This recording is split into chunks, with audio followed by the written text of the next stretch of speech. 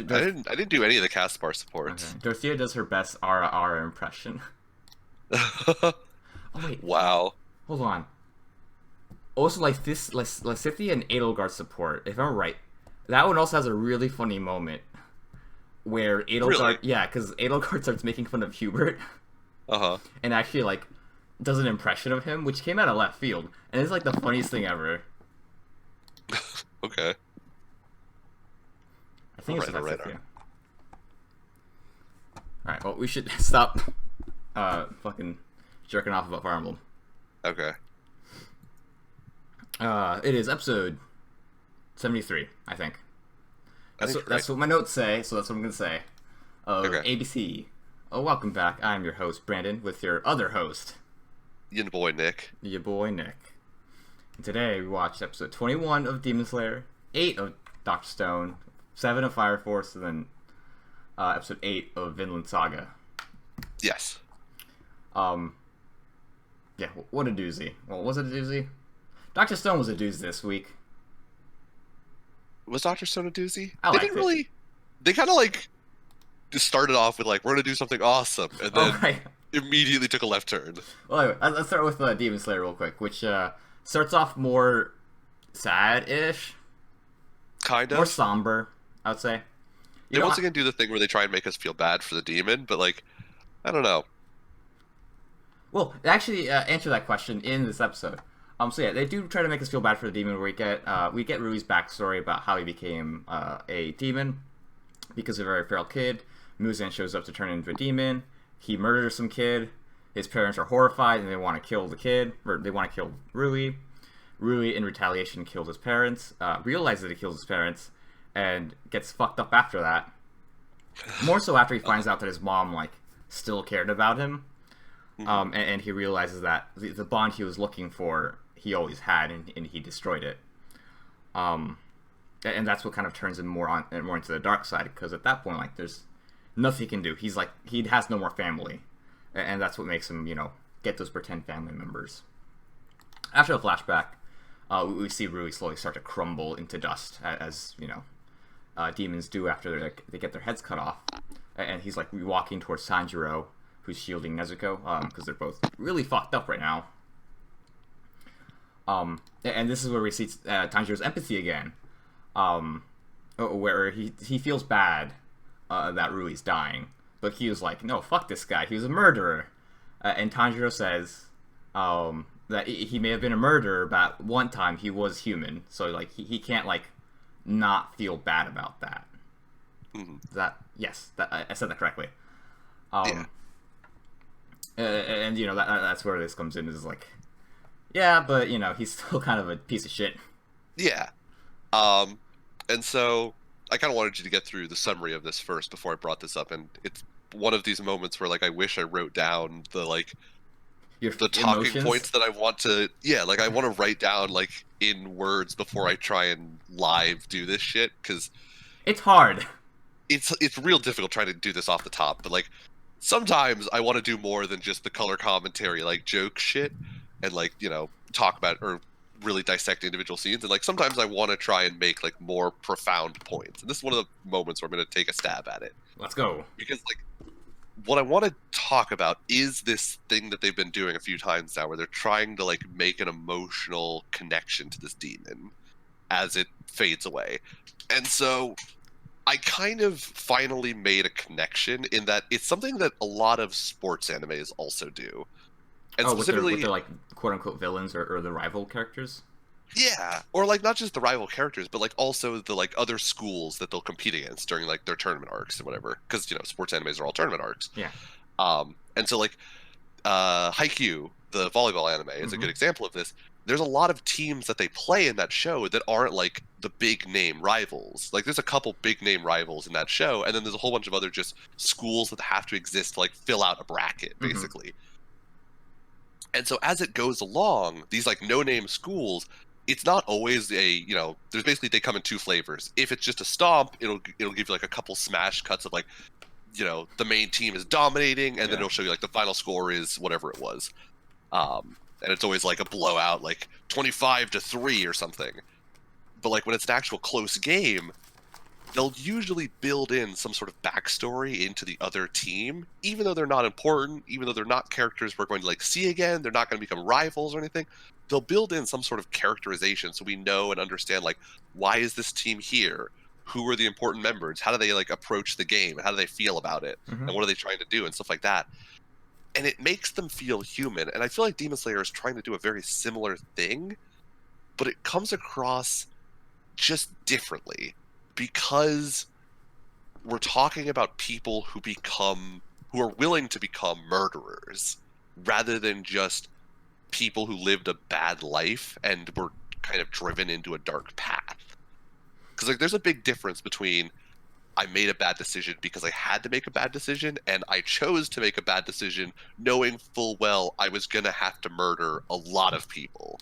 Well, this is the difference between these demons versus the demons in Fire Force, where the demons in Fire Force like don't have no choice; they just kind of rampage. Right. They don't have a choice to become a demon, and then once they are, they just sort of blindly rampage because they're on fire, as I guess the logic of it at least. Which I can understand. Like, you don't have a choice, you do what you got to do, and like there is still that emotional connection of like this is a human being, and like their family still understands them as like oh this is still my wife or this is still my dad, even though they're now just a body on fire, basically. Yeah. In Demon Slayer, I feel so much more weird about it because it's like a decision. Like every time we've seen it, it's always been presented as a decision. Like we saw Rui in the bed as Muzan showed up and was like, "Oh, you poor pitiful kid, become a demon." It wasn't like Muzan just showed up and like fucking stuck him with a syringe. It was like, "You're a demon now. Thank me Yoink. later." Peace." He didn't tuxedo mask this shit. He didn't just show up, fucking do the one thing and then leave. So, He like would this mean did Nezuko have a choice? Because she's not able to communicate just yet, so we don't know. Oh, that's a good point. Oh, she might have, but then he killed all of her family, so why would she? Did Oh, he it's such kill a her good family? We know he was there. but I don't want it to be Nezuko who killed everybody. That would be so dark. It would be dark. I don't think they're gonna do that. But everything you have been talking about, this kind of like give it a sort of like ominous tone to like Nezuko's situation as well. Yeah, I didn't think of that. It's a good point. Maybe Nezuko, like, maybe there is some more sus shit. Because, like, if I remember correctly, it was like Tanjiro went off, he just came back, and we just saw bodies strewn about. Yeah. And Nezuko was just in the house, not eating somebody at the time, She was but like also passed out. not eating people. Well, she was passed out, I think. She was just passed out. It wasn't like she was transforming into a demon right there. Mm-hmm. She was just asleep. So we have no idea what was going on. So like I think her power doesn't come from how many people she ate, but like they did mention that she had a lot of she was given a lot of blood from Muzan. So that's possible. The other possibility is that Tanjiro's family was full of a bunch of those like rich blood people, and that's why Nezuko's stronger. Maybe. But we'll see what happens. And maybe Muzan doesn't need to like eat people at this point. Yeah, Because I know that like a lot of the why the demons love the rich blood people is because they want to eat them to get like all of the benefit of eating 100 people or whatever they said it was. But maybe Muzan just doesn't care anymore. Like he's just so ridiculously strong that it's like, whatever. 100 is like a drop in the bucket at this point. But you were saying, the fact that it's a choice for these demons, that they became demons by choice, knowing what it was going to cost them in terms of like, you're going to have to kill people and eat them. It just makes it more complicated for me to say like, I understand why you're here. Because like, it's not a choice that I would make. Because like in the sports shows, like you can understand like when it's, oh, they're a team that wants to have fun and they're super like high flying and they're there to like goof around and have a good time. But like when it's game time, they try hard. You can understand, you can relate with like that emotional sense. Yeah, or like, oh, he's a short kid who is doing really good at volleyball because he can jump high or something. Like there's always an emotional component to it that like it just doesn't connect in Demon Slayer because like they're all just sociopaths, I guess. After they become demons, that they essentially are. Yeah. It's like it's not a choice that I would ever make of like, yes, I'll become a demon, knowing full well that I'm gonna have to kill and like eat people. I just wouldn't take that deal. it's like ridiculously selfish to be like, yes, I'm worth it. I'll eat all of these people just so that I can stay alive forever. Okay. Um. And But yeah, that's my thing yeah, with this. I finally put it together into enough words. makes sense. They're gonna continue to do it, and They maybe are. one of them's gonna like hit a chord. I don't know, Maybe. because for sure, like the one that hit the closest to hitting a chord was the mom, and it was even worse after we found out who the mom was, or the spider Yeah. mom. That Spider mom, yeah, actually spider little girl. yeah. Oh, that was sad. That was sad. Because in that case, like, she didn't have she didn't have a choice. We don't know if she became a demon by choice either. Uh-huh. But yeah, little spider kid. What a douche. Although I did kind of like the scene where he like finally gets together with his parents. It was weird. It was nice. It Yeah. was weird, but it was nice. It's weird. Like, hey, this little murderous kid. At least he's happy now.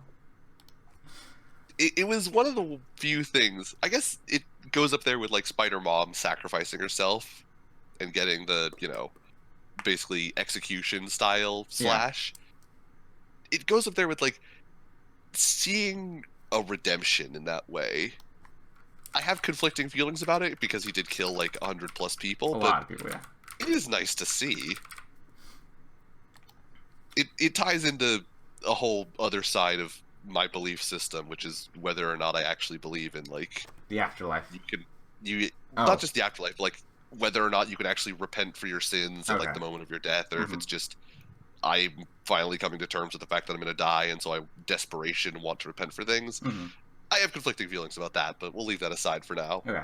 But after that whole little spat between Tanjiro and Q happens, fucking Butterfly Girl. Do you remember her name? I do not remember her name. I do not remember her name. Butterfly Girl shows up, and she tries to kill Nezuko because, she's a demon and all. She's a demon. But Which is weird. I thought her thing was like, I only torture demons who have killed people because I want to trust them. But she just decides I'm going to kill Nezuko because she's a demon. Maybe she's maybe that was she was just lying.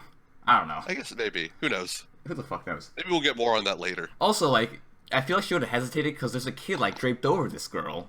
Like, trying to protect her, too. And he just... I mean, she does basically have a needle for a sword, so maybe she was just going to go for, like, a cheek cut and then let the poison do its thing. Maybe. But regardless, Gyu and Butterfly Girl kind of, like, have a back and forth where Butterfly Girl tells him that everyone hates him. Yeah, he's a loner and nobody likes him. Yep. There's a couple, like, there's a small little comedic relief moments here and there. But Tanjiro picks up Nezuko and they just fucking start running away after Gyu tells him to, hit the road. Yep. Butterfly Girl runs after them, and then Gyu runs after Butterfly Girl. And well, in the background of all of this happening, we get to see what's going on in the rest of the mountain with the cleanup force. Yeah, it's just cleanup force. Fucking, they wrap up Zenitsu, who's just wrapped up and sitting there now. Yeah. He just gets put in like a mummy costume, and they basically just collect all of the other spider people. Basically, I think the point of that was to say like they Spider can Girl's cure important. people. Or yeah, they can cure people, and later on we'll see that the Butterfly Girl is probably super fucking rich because I think they're part of her family or something. Maybe. But it looks like she was directing them. I mean, she could just be important. She's one of the whatever they call themselves. No, I meant like the little Butterfly Girl, not the older one. Oh, okay, maybe. Yeah, because okay. Right. Also, there's two Butterfly Girls now. So when Tanjiro and Nezuko are running away, another Butterfly Girl shows up, who's not the first Butterfly, who's not Best Girl. Who's not Vest Girl? Yeah, she's this other girl. She's Butterfly Hairpiece Girl. Yeah, she's Butterfly Girl that graduated with Tanjiro Girl. Yeah, we could just call them Hairpiece and Coat. Sure, Hairpiece and Coat. Or skirt and coat. Yeah. Anyways, Skirt Girl knocks down Tanjiro, and Nezuko kicks gets out her in the back. Yeah. Nezuko goes flying. And Nezuko basically says, "Book it." Yeah, book it. Do everything you can to get away. And she does. She becomes like little Nezuko, and she has a little cute moment where she's kind of running around with stumpy little legs. God, I love little Nezuko. It's so weird, but I love it. It was very adorable. It was. There's something about seeing some she's like probably what, like 3 feet tall, maybe. Yeah, she's like a little dwarf. Seeing like that little tiny thing with like her arms straight out, like twaddling along and like jumping over sword slashes. It was so like weird but cute. Yeah. As she's running away like that, We hear the crows, tell everyone, go capture Tanjiro and Nezuko, because, they have to be put on trial. And we also see that Gyu had caught Butterfly Girl, and she's, like, under his armpit, he's just like, hey, let me go. Please. Yeah, Code is basically saying, you need to let me go because you're holding me back from killing a demon. What's your reason? And Tomioka kind of thinks to himself, like, do I have a reason for doing this? What is my reason? I'm really sticking my neck out here. I don't know why exactly I'm doing this other than I feel like it. Just to hold this girl. But they have like a little moment where they kind of, again, it's like a little comedic relief moment of he still has no friends, and I forget what his eventual reasoning was, but it was basically because I feel like it. Yeah. Because I can. Fuck you. Yeah. But they also hear the message, and we'll come back to them later, I guess, next episode, and see what went down at the end of that. Oh yeah, they do get captured and get sent off to the trial where Tanjiro wakes up, presumably a day later, I'm not sure, and he sees the rest of the Hashiras. Yeah. Before this, we see... Hashiras, that's what they are. Yeah, Hashira. Before this, we do see Inosuke basically shaken up because like he wasn't able to defeat a single demon alone. He's still tied up. He's basically just completely broken as he's being carried along by the cleanup crew. And Zenith is also just kind of there wrapped up like a mummy. Tanjiro's still knocked out. So once again, our gang is not in a good way. Yeah. They're all fucked up. It does lead the way to training arc, though. Yes. Because Zenitsu sucks. Inosuke doesn't believe in himself anymore, and Tanjiro is probably going to want to get stronger after having one brief moment of being a badass. He's probably going to want to get back to that level. Tanjiro's going to be like, I want fire now. Fuck this water shit.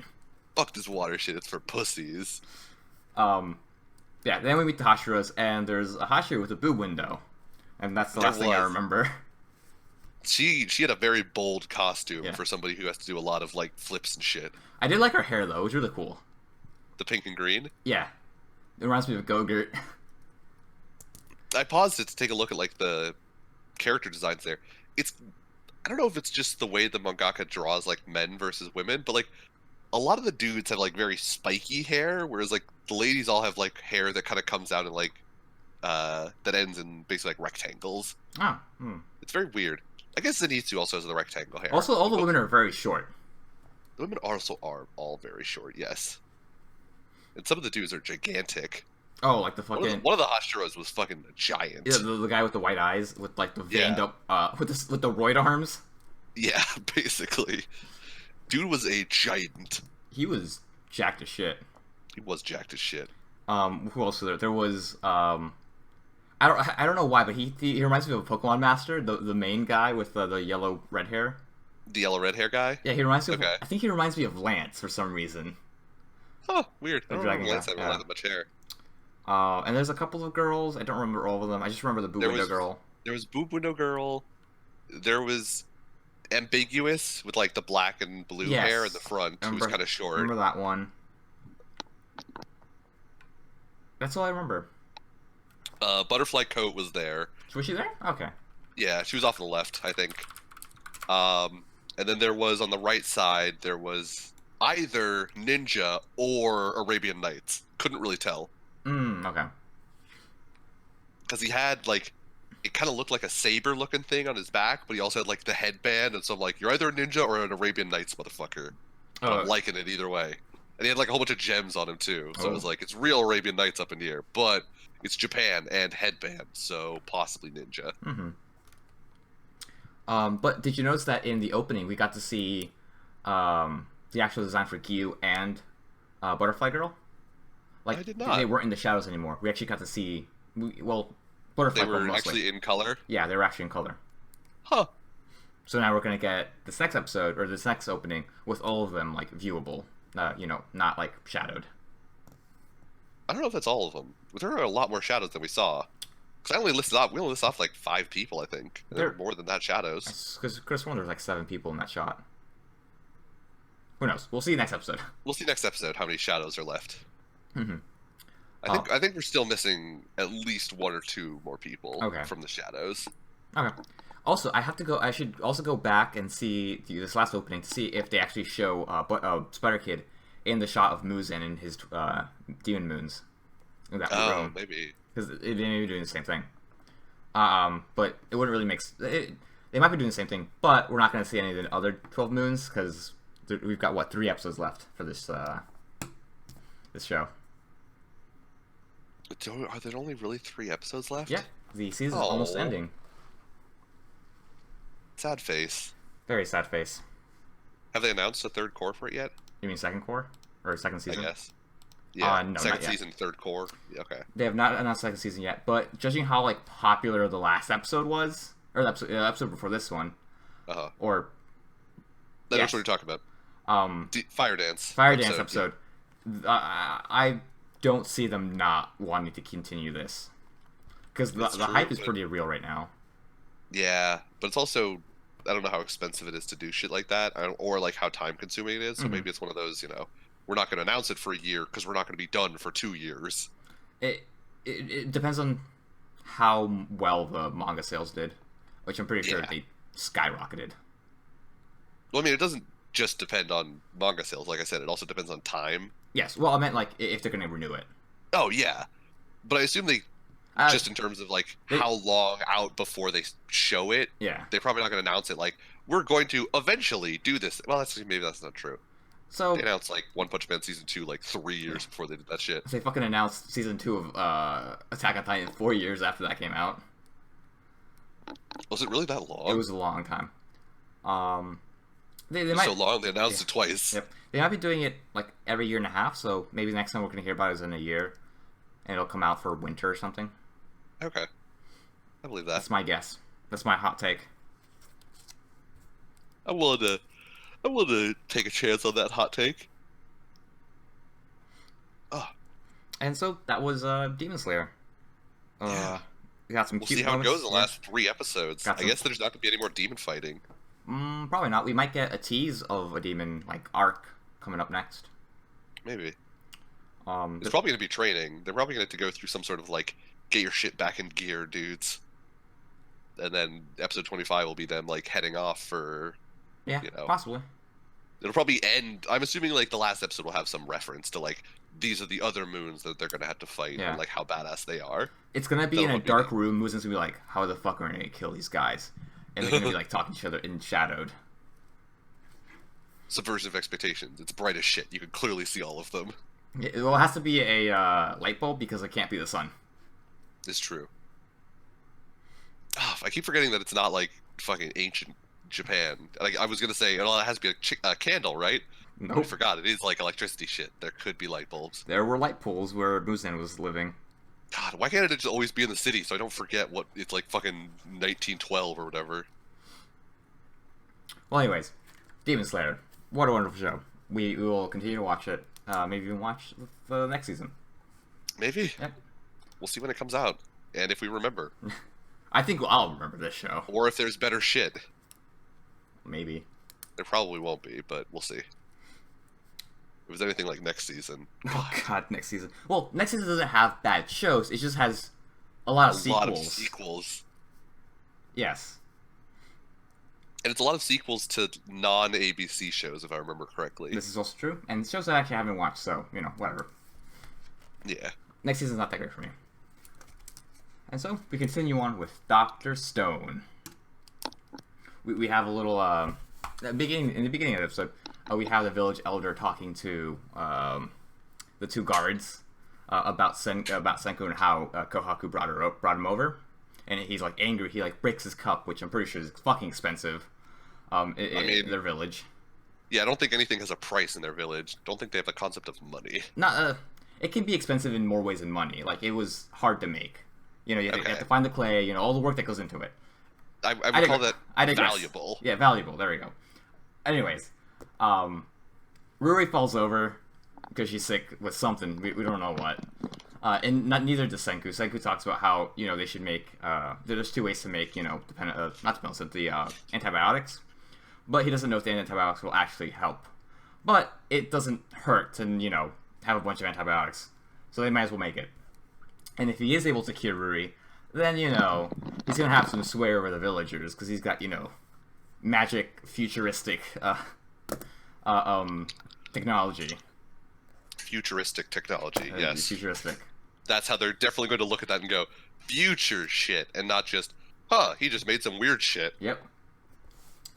But realistically, they're probably gonna look at him and just go, "He's a wizard, Harry." He's a wizard.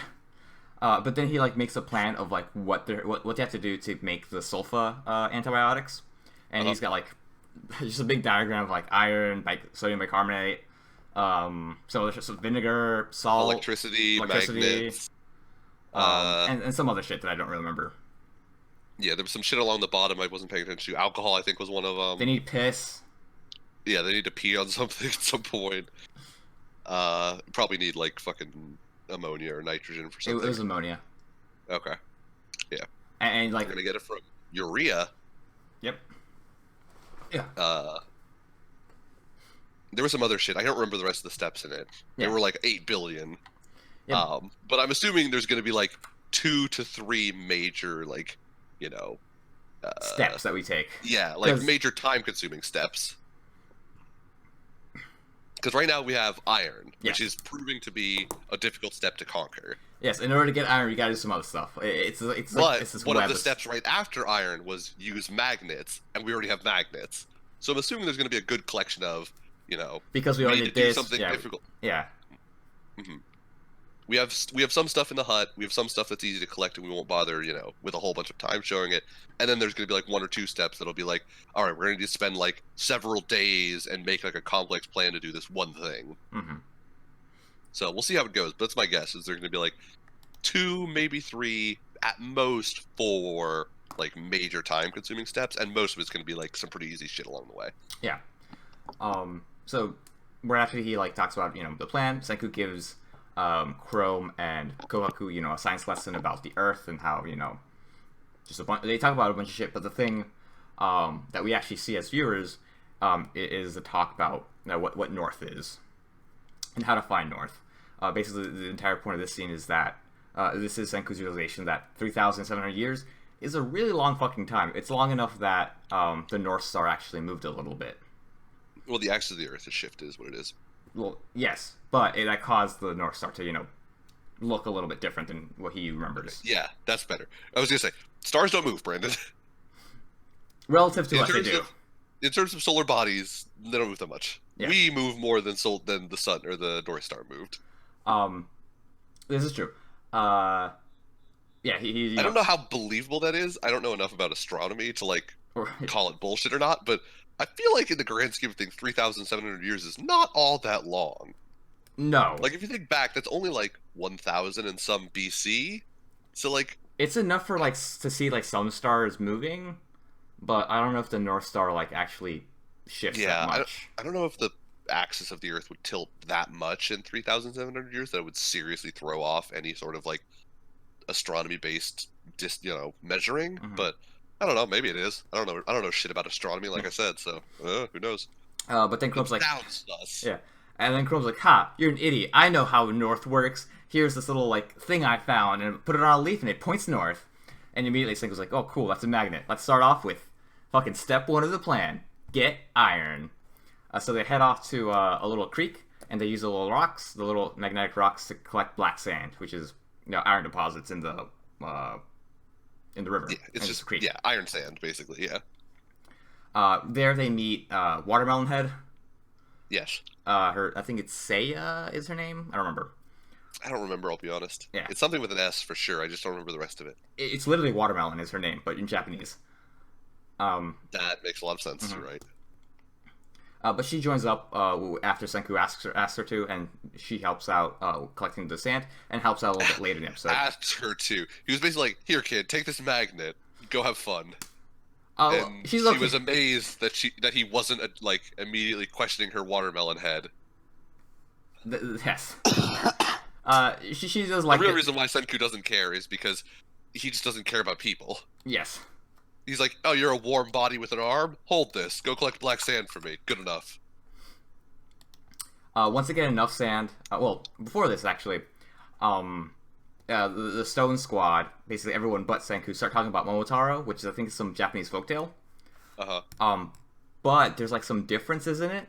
If I know anything about it, it's that it's apparently really good to put on as a play in high school.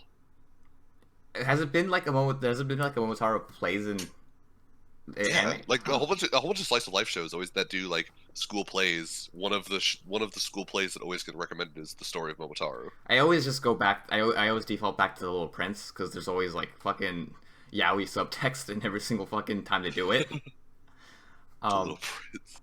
yeah. But I do remember hearing Momotaro before. Um, but the old guys, the some people know about this little myth and folktale, but it's a little bit different than the way Senku remembers it. After they kind of talk about that, Chrome mentions Rui and about who she is, and Senku says, "I'm low key interested in this chick." That's the way it was translated, and that's the way I saw it. So it was just weird. Interesting. I mean, if he did come from our timeline, he probably would say that. And he was American and spoke in yeah. fucking. Well, I'm not actually gonna say that. I was gonna say something mildly offensive. Um, Anyways, but anyways, yeah, the what, story of Momotaro that Brandon sort of glossed over was that apparently it's the story of Luke Cage and his four fucking jacked ass animals yeah. as they live the story of Momotaro. As far as I understand it, it's actually a story about some like 12-year-old kid and a whole bunch of mischievous animals as they go off to do some shit with a giant peach. Um, so yeah, apparently they're like prehistoric folk tales have transformed everybody into like a shredded motherfucker because that's their society, I guess. Yeah, So makes that's a thing. sense. It kind of Anthropology. does. I mean, when everybody around you is like jacked as fuck, if you're gonna tell a story, you're gonna be like, "Yeah, I guess he was jacked as fuck too," because like that's just the way people are here. Hmm. I Um, can't wait till someone like talks about the Terminator at some point. well, I mean, it's gonna be Saikou. Saikou makes all sorts of like pop culture He makes a references. lot. He mentioned Monster Hunter again and Dragon Quest. Yeah, so he's probably gonna make more video game slash movie references as time goes I think on. he's mostly been making video game references. It's been mostly video game references, but I mean, I wouldn't put a solid movie reference past him. Hmm. He could do like a Back to the Future joke or something. Oh yeah, Back to the Future joke, maybe another sci-fi movie joke. Yeah, Um, but after they find like enough of the black sand, uh, the gang heads back to the hut to make some fucking iron. We see that at some point they made a furnace. We don't have to see, we've seen them make a furnace before, so we don't see it again. yeah. Um, and then it smash cuts to them just like trying their fucking hardest to keep the flame up. Because they have to Yeah. keep it above 1,500 degrees.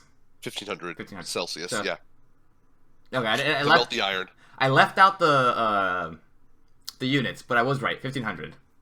Yes. Yeah, they can't do it. They ended up just basically wiping out because they have to do it basically for a fucking day and a half. Yeah, because they're using like prehistoric Little wind bellows or yes, whatever they're bellows, called. bellows. So it's not going great, but holy fuck, are the faces in this episode amazing? All the this episode really not grew on me. This episode was the one that kind of made me like the show a lot more. These past episodes, Uh-huh. 7 and 8, I've just been enjoying myself more. It's Okay. funnier. I like the chemistry between the characters more. Well, I think there's more characters to like riff do off. stuff with Yeah. now. Yeah. Where And, before it was just the two of them, and then there was Tsukasa with his weird, like, basically I'm teenage Hitler. yeah. But now that we have like a full cast of characters who actually like Senku and are somewhat stable emotionally, there's more jokes to tell, better jokes to tell, whatever you want to say about it. But holy fuck, were the faces just top tier. Both the looks of agony as they're trying to pipe the bellows, and fucking Kohaku every time they brought up the fact that she was a gorilla. Holy fuck, that gigantic head was awesome. Nest Lion, sir. Nest Lion. But But this that one shot of her with the gigantic head as she just The balloon breathed head. fiery death on him. Oh my god, that was an awesome shot. I loved it. this at this point though, Senku now realizes he needs more workers. He needs more slaves Yeah, he needs more slaves. to work for him. So he sends off Watermelon to do some recon, and then So she rolls around the village to see what do people want that Okay. Senku can create to, convince them to join him. as much as I like all the like jokes in this episode, the fact that they kept doing the hey, look where it is thing pissed me off. Yeah. It was annoying. Just like leave that out, and it's just they're there. You just gotta. It becomes a little a Where's Waldo joke. I mean, it's Even like then, a kind of normal anime thing of like when somebody's hiding and you know they're going to be hiding. They always do like a little arrow that's like they're right here, but usually it's like they'll do it like 2 or 3 times. It didn't. And The as a entire literally like time. the arrow will only appear like 2 or 3 times. It's like they're right here, and then it'll stop, and like it won't be there for the rest of the shot. Yeah. It just kept holding it for the full shot every single time, and it was super annoying.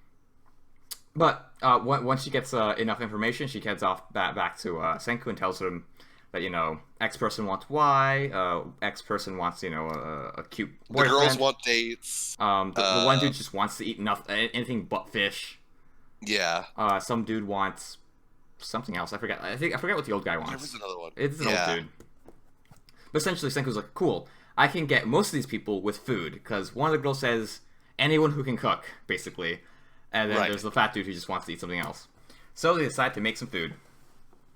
And Senku sees that Watermelon is playing with a dog, and she has like a very like primitive type of wheat sort of thing. So he decides that he's going to make some noodles and ramen with those noodles. So much of like this montage is them getting the wheat, refining it into actual flour, turning the flour into noodles, and then finally making ramen with whatever scraps they have. Because the villagers have never had any fucking food before or anything good, they fucking love this shit. But Senku does not, because he's had real ramen, and this is not it. Yeah. Because he basically made it out of like what I would assume is pretty bitter wheat. Yeah. The way he describes it is it's both crumbly and has a bitter aftertaste, and there was like some other complaint he had about it. It just doesn't sound appetizing, but at the same time, you can understand, like, as a civilization who basically has just eaten like berries off of bushes and meat off of animals they just killed and shit like that. Or bread too. Maybe. I don't even know if they've had bread. Who knows? We'll I see. mean, they didn't understand what he was doing when he was getting the wheat, seeds out. Mm-hmm. So I don't even know if they have bread. But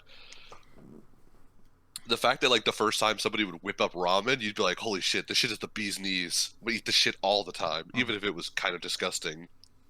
I could totally understand like they would be obsessed with the shit, even if it was kind of like disgusting a little bit.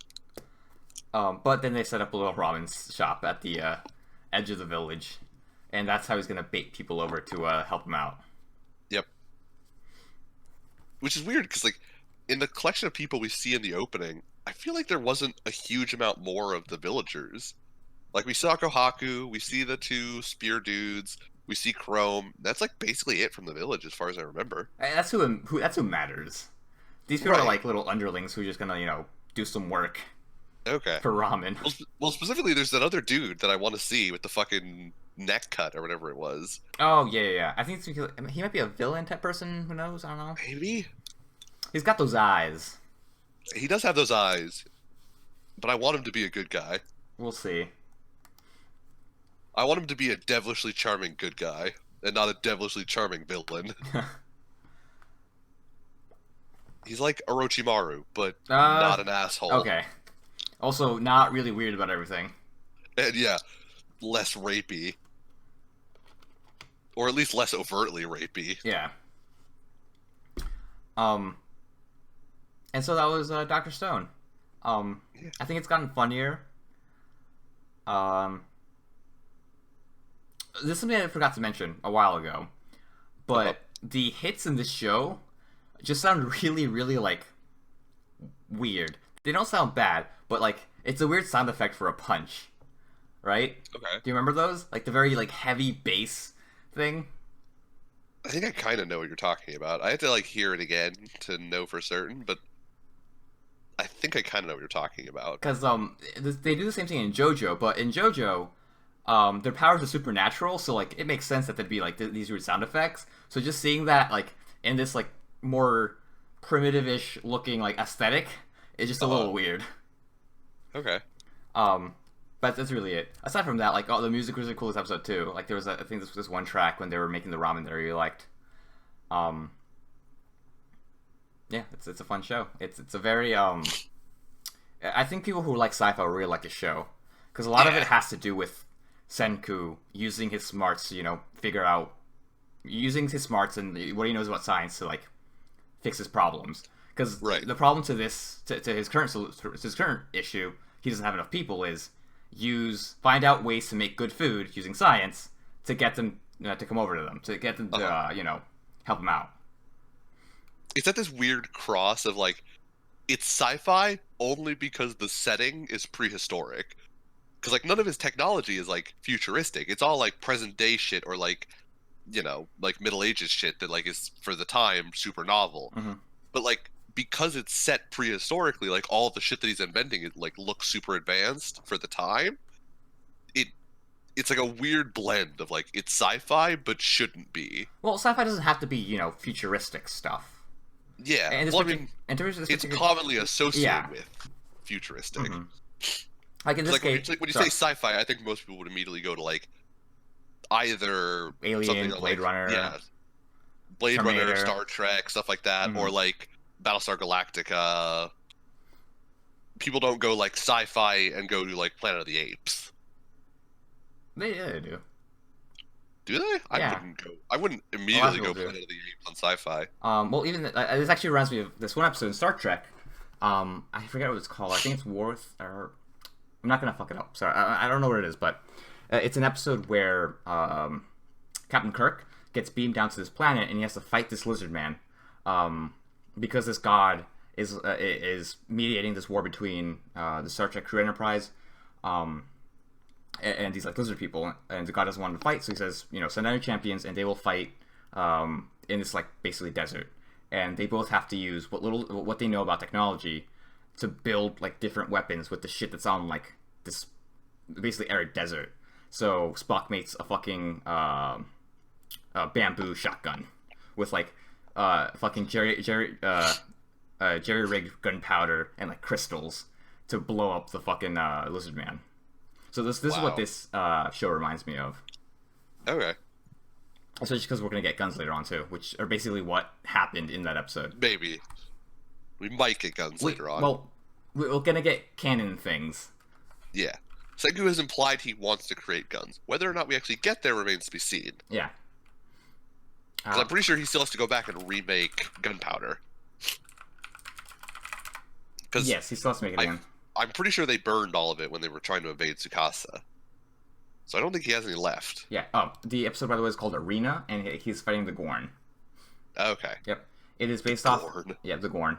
It is based off this other short story about I think it is a like interspace, like interplanetary fighter fighting this like meatball-looking alien. Okay. Yep, the meatball is representative of the Japanese planes. Of course it is. Planes. Yeah, because it was written during the 1940s. Yep. Mm-hmm. That's pretty much on brand for America. Yep. The Gorn were an enemy in a Star Trek, the new movie series video game. Okay. Cool. Which actually had fucking the two main actors as like voice actors, or it had like most of the main cast as voice actors in it. Okay. It was not a good game, apparently. Probably not. But it had fucking Gorn out of nowhere. But anyways, yeah. That's my riff on what I learned about sci-fi in community college. I love me some sci-fi. I respect it. Our next show is not so much sci-fi. It's more like a fantasy type stuff. Yeah, pretty much. Sci-fi elements. Fire Force. We watched episode... Fantasy action. Yeah, we watched episode 7. Basically, right off the bat, we get to meet the first district higher-ups. We see, like, I think, like 3 lieutenant-type people, as well as the captain. And they're not really thrilled about what the 8th is doing, and they kind of know that they're going to be investigated. Yeah. So, like, they're looking out for it. We get the opening, and then we get the dinner. We get the barbecue party. Yeah, we get an actual party. Between the 8th and the 5th, Hibana tells the crew that, she planned it all out, yada, yada, yada. The plan she told us about last episode. They're just bringing it into motion. There was a lot of expose at the beginning of this that we kind of already knew in terms of, like, the party. Yeah. We did get to see 119 again. Oh my god. I love them. We got to see one. Yeah, One of the ones making some food and he burns it. He's a little lot something. Human one, yeah. Yeah. Pitbull man. So they were adorable, but yeah, we get a lot of expose. We get Hibana basically saying like, "I'm here on your side, but all of the 5th district isn't necessarily on your side. But whoever did this to, or whoever burned down my monastery and killed all of my orphan friends, I'm gonna light them on fire myself." Yep. And they're also very. She also mentions that chances are, the combustion events that have been occurring recently, probably like aren't I guess quote natural, or whatever natural is for their world. Like, well, some of them aren't. Yeah, some of them are. Some of them were like induced by something. Yeah. They're like directly caused by someone, and they're trying to figure that out. And specifically, she says that it seems like a majority of the ones that she suspects are human-induced seem to be occurring around the 1st district. Yep. Which is, I think, the 1st district is the monastery one, the one that's close to the church, I think. Yeah. Looks like it, at least. Yep. So Obi decides he's going to send off his rookies for rookie training at the 1st, and I guess it's implied that the 1st district knows what's going on, but they can't reasonably say no, so they take them on. Yep, and then shower scene. Yeah, we get a shower scene because we need gratuitous nudity in this show. Yes. It does kind of... It's one of these moments where it's like, it's got to be written by a dude, because there's no way chicks are actually like this. Like, they've got to be just as awkward about their bodies as dudes, in that fucking... I don't want anybody to see my dick, and I don't want to see anybody else's dick. I'm not gonna, like, full-on grab some dude's junk and be like, wow, you got a snake down here or something. Oh, like, man, look at who's hung like a horse. Yeah, like, I'm not gonna do that in a fucking shower. Like, anytime I use a public bathroom, I'm gonna get in, do my business, and get the fuck out. I'm gonna stare at the wall the entire time. Yeah, see, you say this, but... I'm not about the nudity thing, but I'm pretty sure the author is a woman. Really? Yes. Interesting. Okubu Atsushi? I don't know. Let me do some quick fact-checking. Google image searching or something. But yeah, so there's a shower scene in which the girls, specifically Hibana, I knew it, she inspects Lily's breast size because she's like, oh, you're growing up real big here, huh? And the girls all compliment each other on their bodies. Again, not a normal human interaction, I feel like. Maybe I'm wrong. Maybe this is just something girls do that guys don't, but fucking most human beings are awkward about their bodies as far as I'm aware, and I feel like nobody would be that confident to be like, yeah, I'm just gonna fucking hang it all out. Just casually sexually assault you in the shower. Yeah. Make weird comments about like, oh, your boobs are really big. You're a real tight package over there. Like, just weird. I don't think that's how that works, but whatever. I mean, there's being comfortable with everyone, and there's just that. Yeah. There's a big difference between I can take a shower naked in the public showers, and I'm gonna grab another dude's dick and be like, ooh, working with a lot down there. Blessed by the Lord. Blessed by the Lord you are. A lot of them. So, after we get that shower scene, Arthur and Shinra meet with Obi and Hibana. They tell him the skinny. They tell him, yo, you're gonna go over to the 1st and be spies for us. And they're like, aight, send us out. So they get sent out. Hibana adds a couple people in so it doesn't look very super suspicious. So she sends with 2 nerds. And they meet their new like mentors or whoever's going to be teaching them for a little bit of time. We've got a guy who just likes to repeat himself a lot. We've got Star Dude. We've got some other guy. And then we've got the captain. Yeah, we have literal Starman. Yep. Well, he's not literal Starman. He's stars. But he's got stars for eyes. Yeah. We've got headphones who repeats himself and other dude. The priest guy, I guess. Yeah. More priestly than the others. We got to know absolutely nothing about that because in our sparring that happens, he goes up against the guy from Section 5, and they both decide, I don't really want to fight this fight, so let's just not and say we didn't. Yeah. Well, yes. After they meet their mentors, the lieutenants and captain, Shinra immediately gives the captain a bet. If he wins, he'll answer some questions for him. And if he doesn't, I'm not sure what the other thing is. This is one of those shonen tropes that I kind of always hate, which is the, like, I met somebody for the first time. Immediately, we have to duel because I want to learn something from you, and I'm going to do it in the form of a bet. Nobody would take this up. Like, no real person in the captain's position would be like, yes, let's have this duel. They'd be like, fuck no, I'm not going to fight you, and I have better shit to do. Bye. Also, there's nothing in it for me, so peace. Exactly. But so they actually because it is a shonen, they do fight, and we go off to the train or go off to the spar. Calling that a fight. They head out into the yard. First, we get like weird fucking guy. I'm not sure how to describe. Weird Muppet dude. Yeah, he uses some weird. He uses like some fire, like rockets. He just gets kicked out of him. Yeah. Surprise, surprise. His defining characteristics are he's afraid of fire, and his fire powers is fire rockets, I guess. But yeah, the lieutenant, because their lieutenant, the lieutenant Star Eyes actually doesn't really do anything to him as far as I could tell. It was really just Lieutenant repeats himself, who absorbs all of the rockets and then turns into music, which then turns into cold air, which then produces a whole bunch of icicles. Yes. There's a logic there. We get the reasoning. I just tuned out because I didn't really give a shit. Yeah. My brain sort of flatlined in the middle of it, and I was like, I'm just not going to try and think about this too hard, because it hurts. He broke the thermodynamics. That's what the fucking flute or the trombone does. Entropy no longer exists inside this trombone. Exactly. You know, if he actually said that, I would have been like, I like this, okay. I'll accept give him props for at least saying that. Having the balls to come out with that one, I'd be like, okay, sure, whatever. They got it right, at least. Yeah, and then Bubblegum Guy just, like, doesn't want to fight. And so we get the captain fight versus Arthur and Shinra. And then they try to pummel him. They have some heavy hits, but the captain doesn't really give a shit. He just does some, like, weird reversal thing where, like, after he gets kicked, he, like, reverses the power or something. He does something, but he essentially just wins. I took it more of he's just a badass. Oh. Well, he lifted his knee approximately 4 inches off of the ground, and the force of that hit Shinra in the stomach so hard he passed out momentarily. So, yeah, the captain is a baller, basically, is the story of that fight. The reason I say it was, like, some reversal thing is because Shinra kicks him in the stomach, and, like, the force thing we see, it's Shinra getting, like, basically getting kicked in the stomach as well. So, we'll eventually see what the captain's power is. But also, fire doesn't hurt him, apparently. He just doesn't care. Captain's a total baller.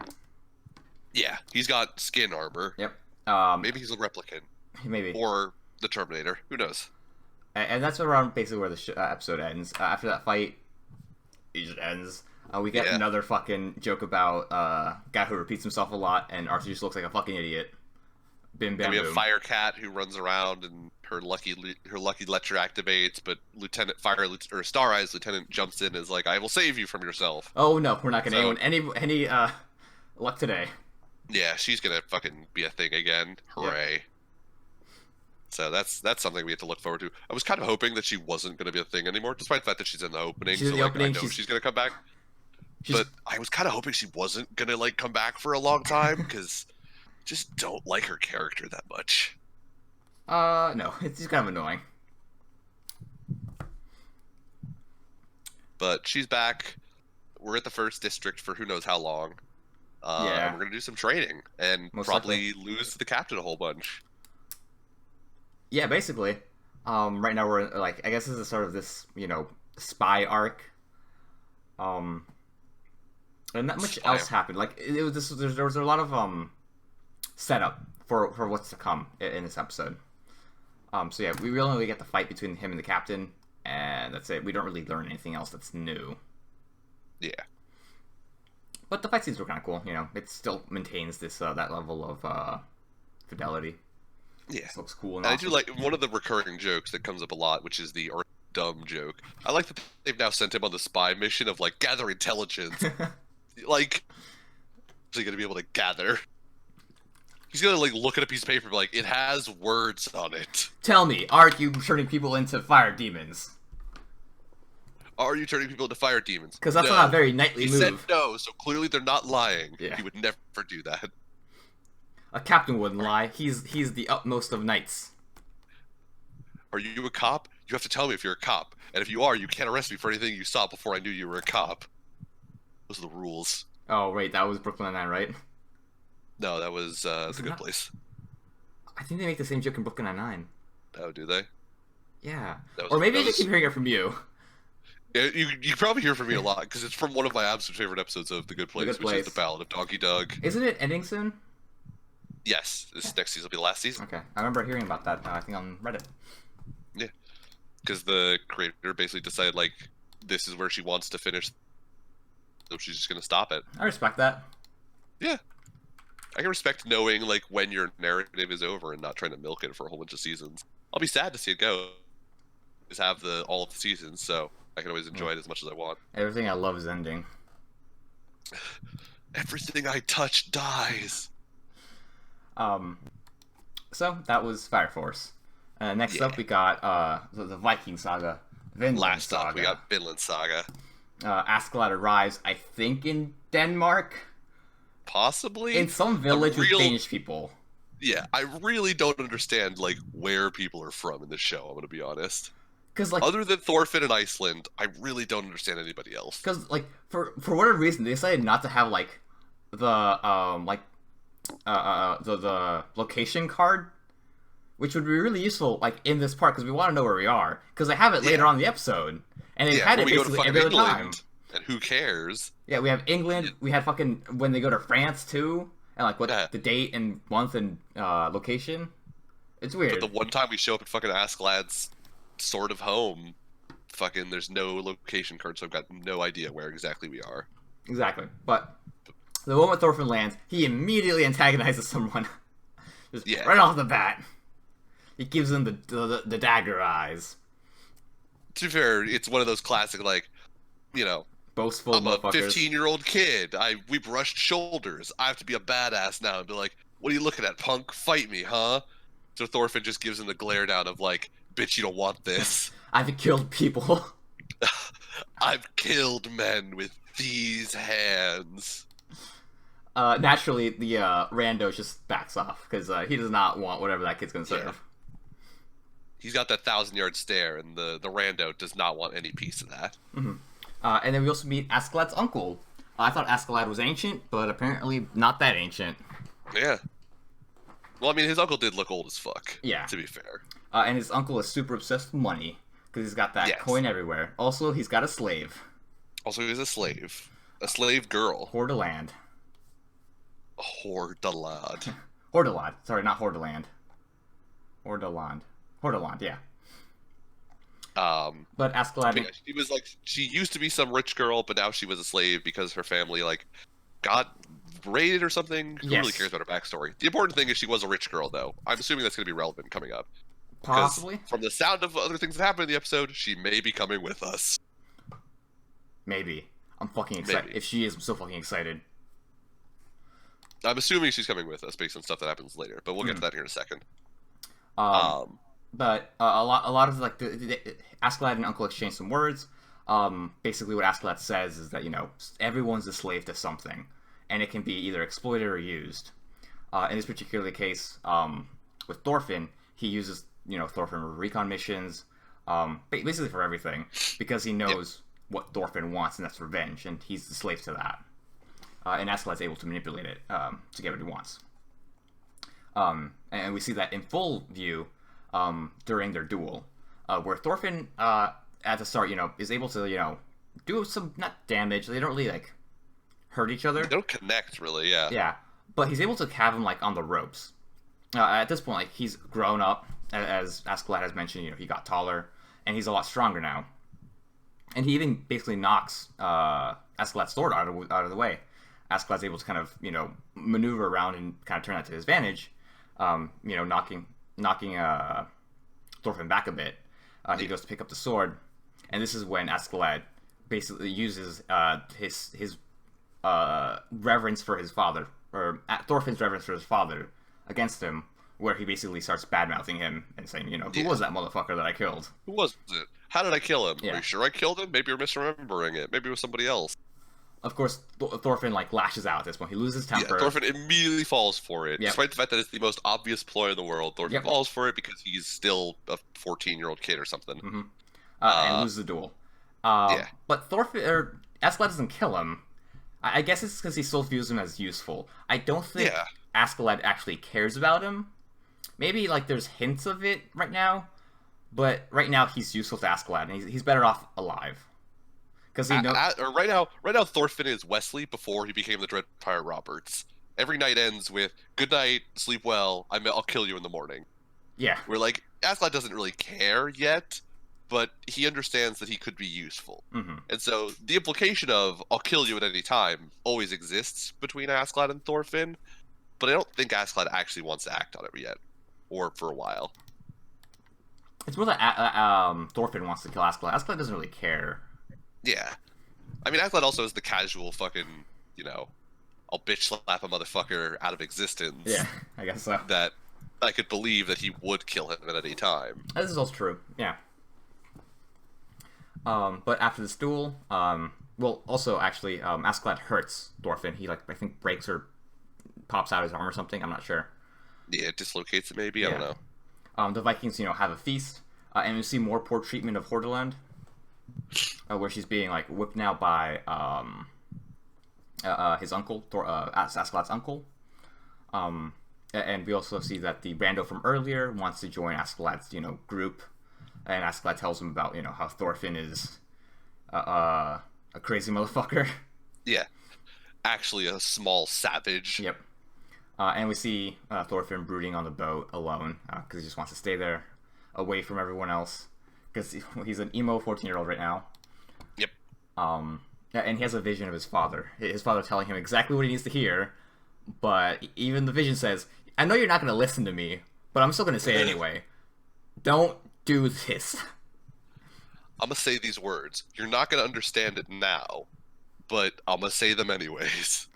It's a very classic, fatherly thing to do of, you're not going to listen, but I have to say them anyways because it's the right thing to say here. Yeah, I'm just covering my ass so no one gets mad at me about it. Right, I told him not to do it. So that down the line, when you go, "Fuck, my father was right," I can show up again and be like, "I told you, ass." I wanted to have, a Mufasa moment where his face shows up in the clouds and tells him, "You motherfucker, I told you 10 years ago." And it just whips away back. I can respect that. But during this mission, he's brought back to reality when Hordaland brings him some food, and he immediately tries to kill her. Yeah. Well, to be fair, he was asleep and didn't see her coming, Yeah. and then he just feels somebody grab his arm, so... He got scared. Yeah. He just went for the "I'm gonna protect myself," but he didn't actually attack her. He more just was like, threatened with a knife. "Oh, you're just a lady, never I'll mind. kill a bitch! I will stab you in your face!" But yeah, so he frightens her. She drops the food. They have a little conversation about "Oh, you brought me food? Thanks. I'm gonna eat this food now." And she mentions "Oh, you look like a slave, or are you also a slave like me?" And basically it kind of comes down to the point of this whole thing is that Thorfinn basically says, "I wouldn't let anybody enslave me. I would kill them. I'd run away and kill anybody who tried to stop me." And Hordaland basically doesn't feel like she could kill anybody right now and doesn't know where she would go. And this goes back to now the Vinland saga is Thorfinn remembers the story of Vinland, the other land across the sea, And a place where nobody could stop them. tells her about it. And tells her about it. Which is why I'm feeling like she may be coming with. I want her to kill that motherfucker. I want her to kill I'd be Gorm. okay with her killing Gorm. Yeah. I don't know if she is or isn't. Either see. way, I don't know if that's important, but I really do feel like no matter what she does, she's gonna come with. She is named, so something's gonna happen with her. Yeah. That's why I think there's an above average chance that she comes with. I don't know if she's gonna kill Hordaland or if Thorfinn is gonna do it or if they're just gonna run away. I don't know. But I want her feel to like become she's a gonna lady come with. Viking. A lady Viking? Yes. I was hoping. Go ahead. Sorry. Well, I was just gonna keep going, so if you're gonna have something else, go No, first. go ahead. It's Well, gonna. I'm just gonna keep going with the show. Exactly. Oh, okay. It's Well, gonna we come. go It's gonna on come to it. Yeah, we're gonna go on to the Uber Vikings now. Yep. We go back to them as we discuss. Basically, the Uber Vikings are mobilizing for war, and the king has decided that his prince son is going to take over command of the Uber Vikings. I was hoping she would be a lady Viking, the prince's son, because like just the long hair, the light long hair mostly. Okay. Because he reminds me of Hordaland and of Thorfinn's mom, with the same hairstyle or the same hair color. It just made me. So you're hoping for Lady Viking? Yeah, I thought she was gonna be a woman, or he was gonna be a woman. Well, it could be like Lord of the Rings with the Rohirrim lady, where she was disguised as a man. I am no man. Ugh. I'd be down with that. I'd be so happy. That reveal with the "I am no man" and then stabs the dude in the face. That was on par with the how Macbeth dies. I can be killed by no one who's born of a woman. Bitch, I was born by C-section. Ugh, it was like the same kill, but fucking technicalities. Either way, it was hilarious. That was who was it? Duncan? No, Duncan was the king. I think. Duncan. It's been a while since I read Macbeth. Right? Who kills Macbeth? I don't even know if it was a character who comes up until the end. No, because Banquo is already dead. I'm pretty sure Macbeth is the king. Macbeth is the king at that point. I could have sworn it was Duncan. Because isn't Duncan the one who was born of a man? Duncan was the king. Duncan's dead. Alright, hold on. Duncan dies in like the fucking second act or something. Who kills Macbeth? I want to know now. It was somebody like... It was... God, who was it? Macduff. Macduff. It was Macduff. Okay. Macduff. But yeah, he was born of a C-section. Yeah. Macduff comes into play earlier, I thought. Maybe you're right. Maybe I just don't remember it that well. I mean, I haven't read it in a while. Yeah, neither have I. I fucking love the witches. The witches are like some of my favorite characters from Macbeth. The Three Witches, or the Witches 3. Yep. We get a sneak peek at the prince. And as we head over to England, we also get a sneak peek at someone who resembles Askeladd, but he's like fighting for the English, I think, because he like throws a fucking axe and just it kills like 5 people. It loses no fucking momentum. Well, it decapitates one guy, like cuts off another guy's arm, cuts through somebody's jugular, like cuts somebody's like spleen open. It like cuts 5 different people in like 5 different places. The weird thing about it. And then like buries itself like halfway down the blade of the hatchet into the back of the ship. I mean, dude could throw an axe. Yep. He threw that shit with the kill style on the side. It's a kill shot, Nick. It's a kill shot. If only he had also then jumped onto the boat, we could make the Black Dynamite joke of I threw that shit before I walked in the room. Dynamite. Unfortunately, he was approximately 800 meters away from that boat when he threw that shit. I think he's also like a big beefy motherfucker because he was much bigger than everyone else. I thought he was a fucking crazy motherfucker. I'll tell you that. We'll see who. So, do you think he's related to Askeladd? Because he like looked like him. That's what I thought.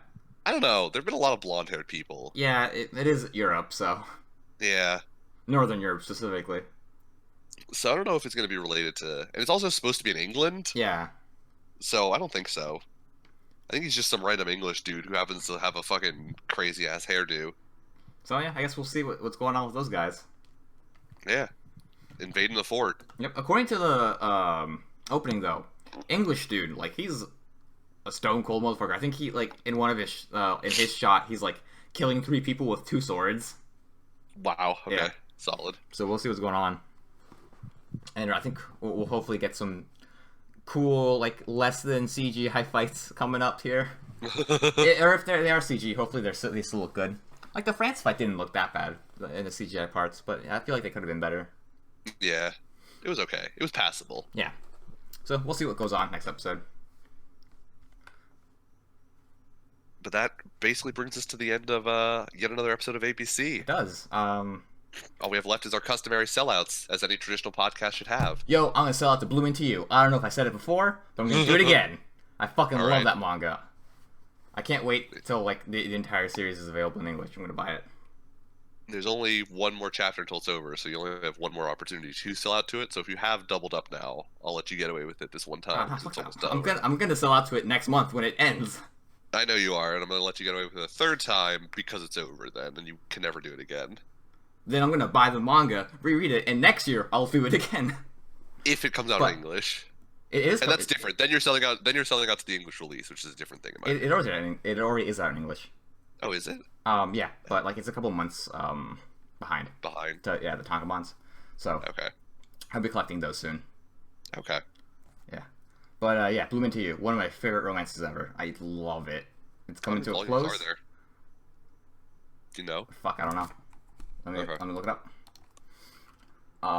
It is Bloom. Because if there's like 14 or 15, I'm gonna 8 volumes. warn you. Oh, there's only 8. Okay. Yep.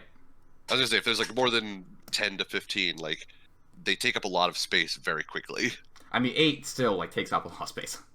8 takes up a decent amount of space, but like you can probably find a way to store 8 somewhere in your room, but like you don't have a lot of dedicated shelf space, and like above like 10 to 15 is where it starts to be like you really start to notice the fact that like since each book is short and squat, like 10 of those in a row, it's like they're just short enough that like you can't like stack them together. Right. It just sort of awkwardly takes up a lot of space. Mm-hmm. And then like on a normal shelf, it's not enough to stack. You don't want to stack them on top of each other, and like there's not enough space to stack anything on top of them. So it just starts to get like weird. Yep. A lot of dead space on shelves, I've found.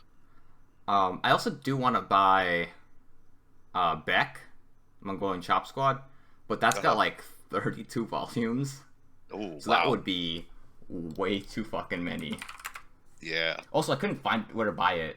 I only found the first couple of chapters, or first couple of volumes on Amazon, and that's it. And they're all used. New, they're like 30 per. Oh, God. Maybe it's not in print in English anymore. No, because this like ended 10 years ago. Oh, yeah, that's definitely not in print. And it's been going on since like 1999. Yeah. So. I think you're going to have a rough time trying to find that at a decent price. Yep. But it was, yeah, Bloom Into You. Fantastic story. I love it so much. Alright. If anyone badmouths it, I will protect it no matter what. I will die on that hill. This is Brennan's hill to die on. It is the one Yuri manga I will like die on. Okay. I respect that. Yeah. Huh. Ooh. Sellout I know what I'm gonna sell. The Deer Squad, Nick.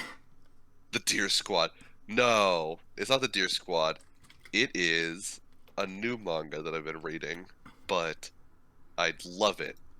I think I've mentioned this to you. It has a disgustingly long light novel title, but basically it is the Black Magic Industry manga. It has a disgusting light novel-esque title, but I really like the story. It's all about this kid who basically has to find a job in the magic industry. I've read a couple chapters of those. And is it like smut? It basically has, it's like half smut and the rest of it.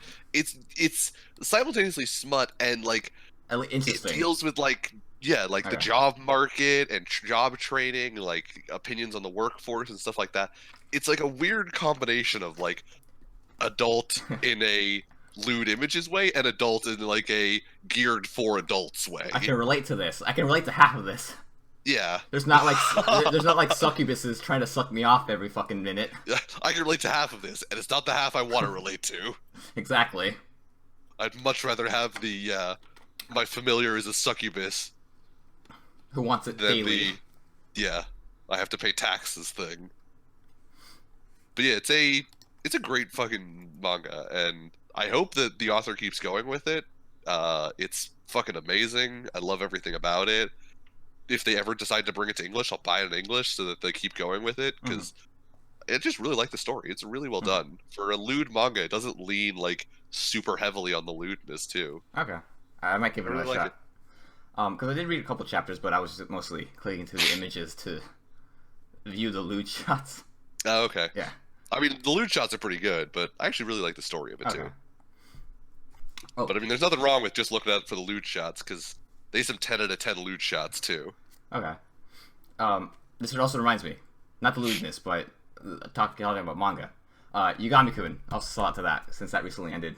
Well, it ended a while ago, but recently the translator finished it up. Another really good manga that I really liked, that I would recommend to a lot of people. If you want, funny slice of life manga. Not too heavy on drama or anything, just, cute. It has its cute moments, and it has its wow, this guy's a dickhead moments. Love it so much. Oh, okay. Yep. There you go. 2 cells from Brandon, 1 from Nick. Yep. The end of another successful episode of ABC. Ah. After listening to podcasts with you, like, before this, my only point of contact for podcasting was, like, Achievement Hunter and their 2-hour plus long Oh, God. podcast where they talk about nothing. So, like, I always had this feeling of, like, our podcast should end somewhere in, like, the hour and 15 to an hour and a half range. Now that we've listened to a whole bunch of podcasts and they were all, like, 20-ish minutes, the fact that we do, like, an hour and a half of this consistently, I'm like, are we going too long? Should we be, like, much more brief in this? We probably should. Well, it depends on what type of podcast, because it depends. Like, well, I repeated myself because Joe Rogan goes on for a long ass time. That's true. Whatever, like the one guy, E3, whatever, E3, not E3. That fucking one dude. He has a pretty long podcast too. And there's a couple others that just go on shorter. Like the ones the ones I showed you, like lore. That one's short because he really only talks about like one little story, and that's about it. He shares that story, and it kind of ends there.